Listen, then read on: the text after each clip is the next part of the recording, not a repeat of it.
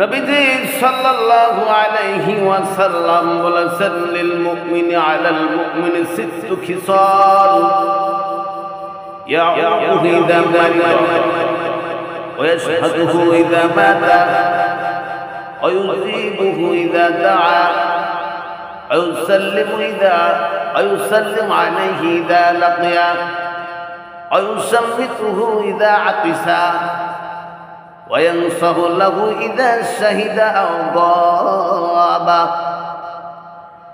রাসূলুল্লাহ সাল্লাল্লাহু আলাইহি ওয়াসাল্লাম বলেন, এক মুমিন আর এক মুমিনের প্রতি ৬টি হক রহিয়াছে। এক, রোগাক্রান্ত হইলে তার দেখাশোনা করিবে। ২, মৃত্যুবরণ করিলে তার জানাজায় উপস্থিত হবে।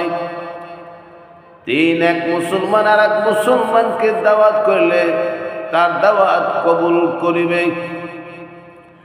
৪, এক মুসলমান আর এক মুসলমানের সাথে সাক্ষাৎ হলে সালাম প্রদান করিবে।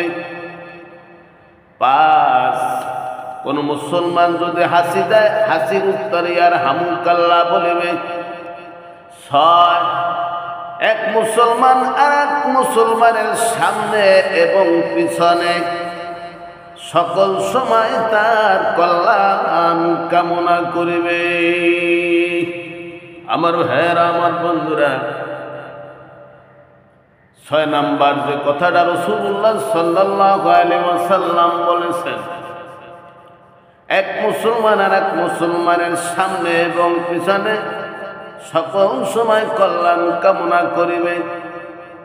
আমরা মুসলমানের সামনে সামনে প্রশংসা করি, সামনে সামনে বলি আপনি অনেক ভালো মানুষ, আপনার মতো মানুষ সমাজে হয় না। যখন সামনে থেকে চলে যায় পিছনে তাকে গালি দেই। সামনে বলি ভাই, পিছনে বলি শালা। আমার ভাইয়েরা, আমার বন্ধুরা, এই খাসালত আমরা ছেড়ে দেই। কোনো মানুষকে যদি প্রশংসা করি সামনেও করব পিছনেও করব।